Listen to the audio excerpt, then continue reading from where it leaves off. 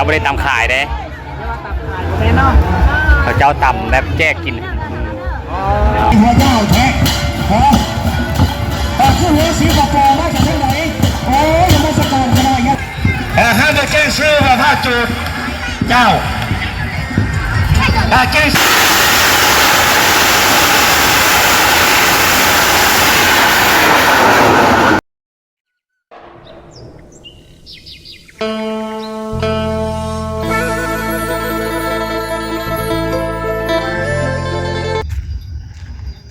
สบายดีทุกคนกับบรรยากาศบรรยากาศเท่งๆนะทุกคนตอนนี้กาบ่ต้องซีการเดินทางมาแต่มีบ้านพี่น้องชนเผ่าบลูกามาบ้านเกิดเขาบ่ต้องซีเองกามื้อนี้กาอยู่ที่บ้านนาบ่อทุกคนเลยกามางานบุญบังไพ่ประเพณีประจำปีนะมาช่วงนี้กา5-6 ปีแล้วนะบ่ต้องซีบ่ได้มาเบิ่งกันบุญบังไพ่ทุกคนเลยกาเนื่องจากว่าอยู่ไกลนะกาเอาเรื่องรถล่างกันมาทุกคนเลยกามาช่วงนี้กามาประสบพอเจอกับทีมงานชนบทลาวนั่นก็คือบ้าวสีหอมเองทุกคนเลยนะกาสีไปอัปเดตไปเบิ้งว่าบุญบังไพ่ชุดนี้บ้าวต้องสีกะบ่ได้เคยเบิ้งหลายปีเลยทุกคนกะว่าแจ้งว่า5 ปีนะกาสีอัปเดตเบิ้งว่ามันจะเป็นอะไรนะมีบังไพ่ล้านในเพิ่นว่านะแต่ว่าบ้าวต้องสีกะสีอัปเดตให้ทุกคนเบิ้งกันนะทุกคนนะไปเบิ้งกันทุกคนเดยางกรนี่ก็คือทีมงานชนบทลาวนั่นเองนั่นก็คือบ้าวสีหอมทุกคนนะอาใหญ่เฮาเองเลยทุกคนมื้อนี้แดดมื้อนี้อาใหญ่เขาเองทุกคนเลยกาเพิ่นนำพาบ่าวทองศรีไปจนฮอดจนบ่าวทองศรีได้เป็นยูทูบเบอร์นะทุกคนนะกาดีขอบว่าเยอะว้าวมันจะถึกทุกคนเลยขอบใจเพื่อนหลายๆนี่นะไปนะเพื่อนอีกทุกคนนะ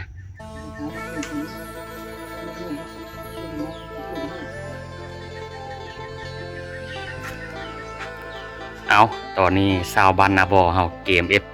ต้นหรือว่าบุญนะทุกคนสิไปให้บุญบังไพ่อยู่บ้านนาบ่อมื้อนี้นะเพราะว่าพ่อแม่เพิ่นกะเกมนะเคิงไปแห่มื้อนี้ทุกคนนะเอาไปเบิ่งนำกันว่าบุญบังไพ่บ้านนาบ่อชุดนี้นี่มนต์หนักหนาขนาดทุกคนนะ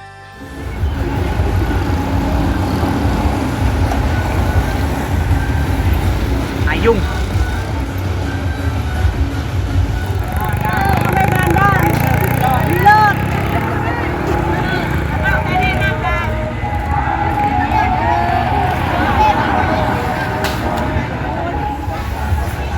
เครื่องขายหลากหลายนะทุกคนเลยนับแต่บางไฟก็มีทุกคน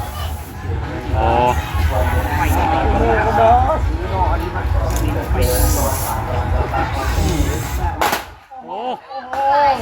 ยิงดอกเดียวนะ2แม่นนอแล้วยิงนอ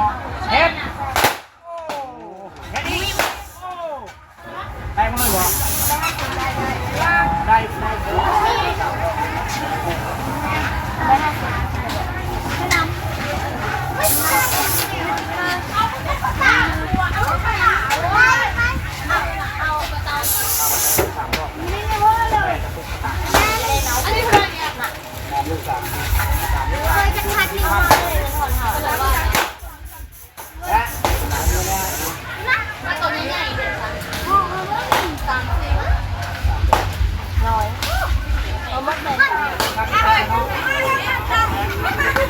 มีกระตุ้นทุกคนเลยเอาทีมงานเทพพรไส้ทุกคนพวกเขากำลังติดตั้งเครื่องเสียงนะประเภทตู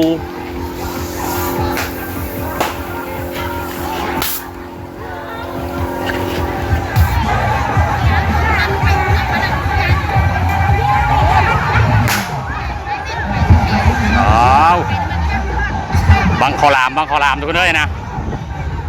ป้าต้อง3 มัด2,000โอ้มันหนึ่งมี3 อันเนาะ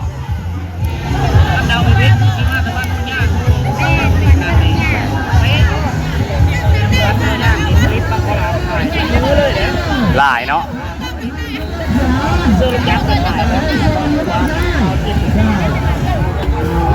เขาเจ้าไม่ได้ตำขายเด้เขาเจ้าตำแบบแจกกินตามแยกเนาะแมนเพราะว่าผู้มาแต่ไก่นี่เด้ก็เริ่มมาแต่บ้านไก่หิวข้าวกินเลย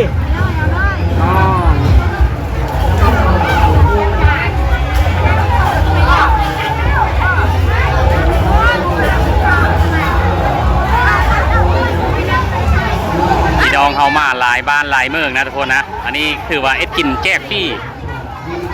แจกให้ชาวบ้านหรือว่าทุกคนที่มาเอ็ดงานบุญตัวนี้นะถือว่าเขาแจก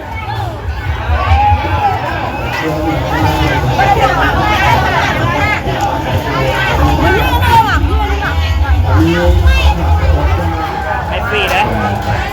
เดี๋ยวเราจำให้กัน การร้อนมาพอเย็นได้เลิกเลย อันนี้มาได้กินน้ำผู้ชาวเพื่อมาแห้ง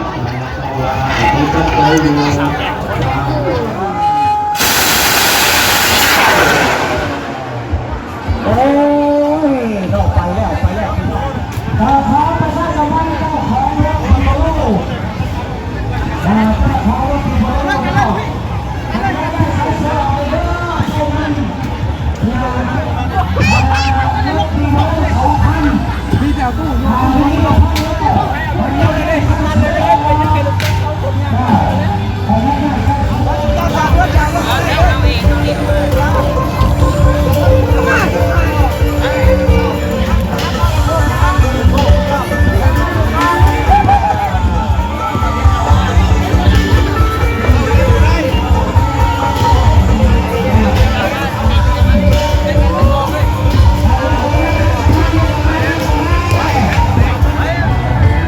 บางไฟน้อยเขาจะเริ่มจูดก่อนทุกคนนะ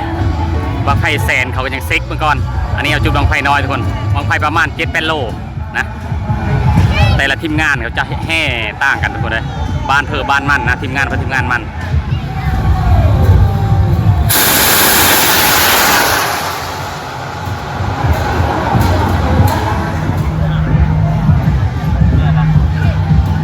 เจ้าขอคำว่าเข้าใจคือเด้อเจ้าเอาเด้อขันก้อนเด้อนะครับก็ ให้โตรอขนาดไหนเนาะเราจะน่าก็บ้านคนนั้นบ้านคนได้จะน่าจะเนาะบ้านข้างไฟ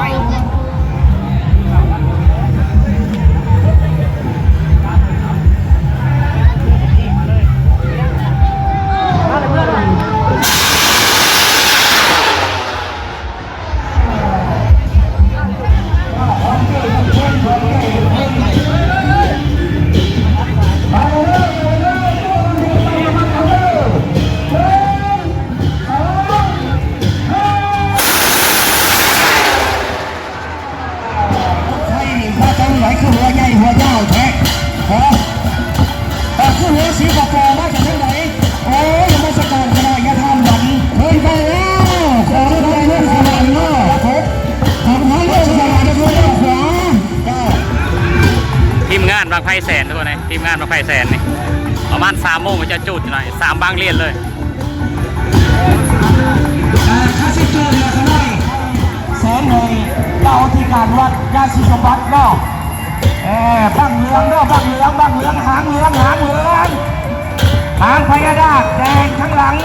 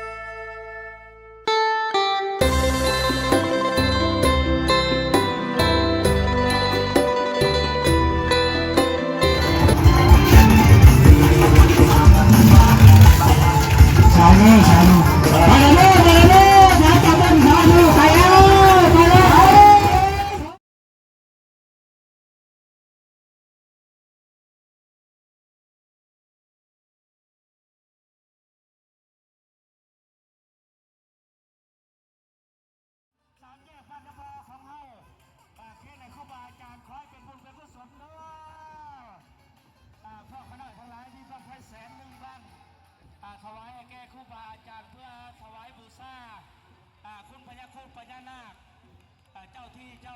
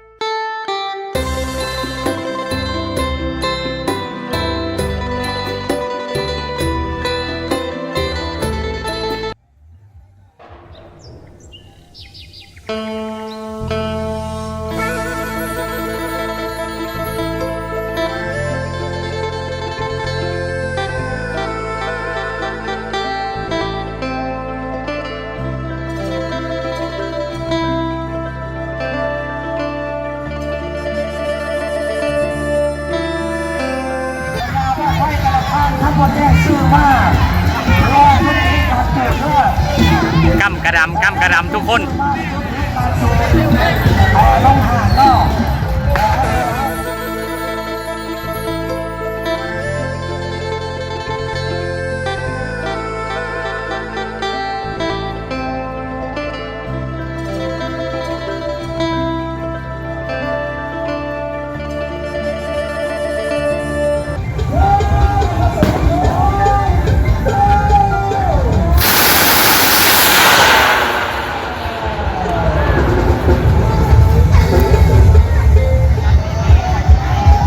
บังไพ่มื่นตัวนี้อ๋อ24 โลกว่าเลย เอาลงขั้นบนแจ้งชื่อมาผ้าจูดห้ามบนแจ้งชื่อมาผ้าจูดเจ้าแจ้งชื่อมาด้วยแจ้งชื่อมาด้วยเวลาบางไพ่มามืดป่ะให้อยู่ข้างหลังนั่นก็ได้เพราะว่ามันต้องมีการเครื่องเสียงมันมีบักเสียงยุ่งคือบักเสียงเอาของไปทั้งทางแต่เขาเรื่องนี้เรื่องนี้กันเลยอยากจะไพ่เงี้ยนะดีกันเลยโอ้ยต้องไปแสนคนตัวต้องไปเลยเนาะ1 2 3พ่อดีพ่อของใคร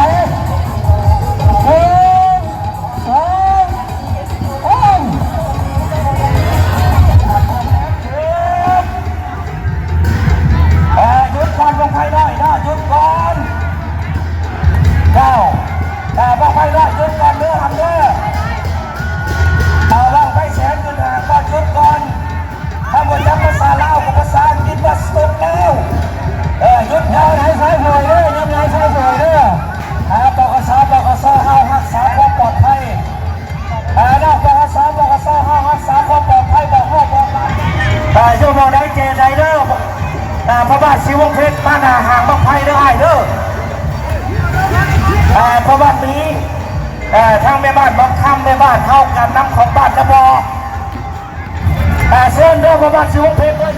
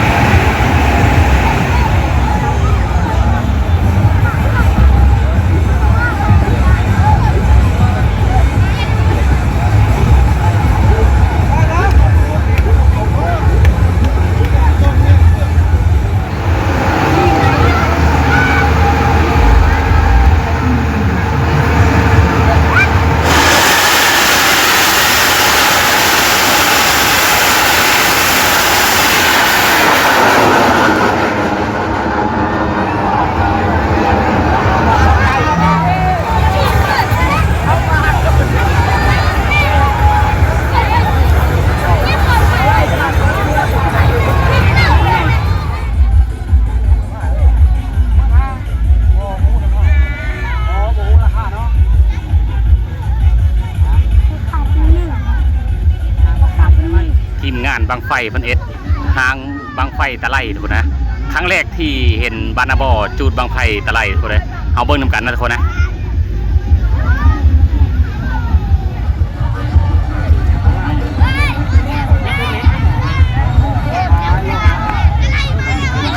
บางไฟมื่น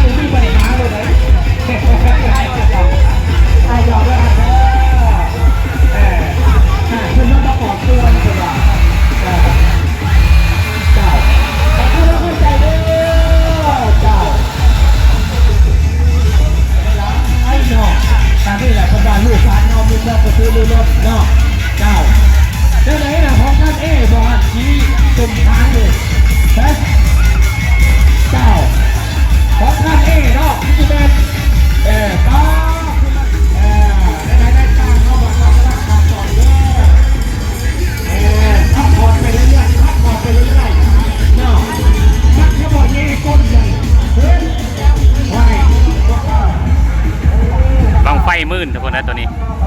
นะบังที่สองเป็นบังไฟหมื่น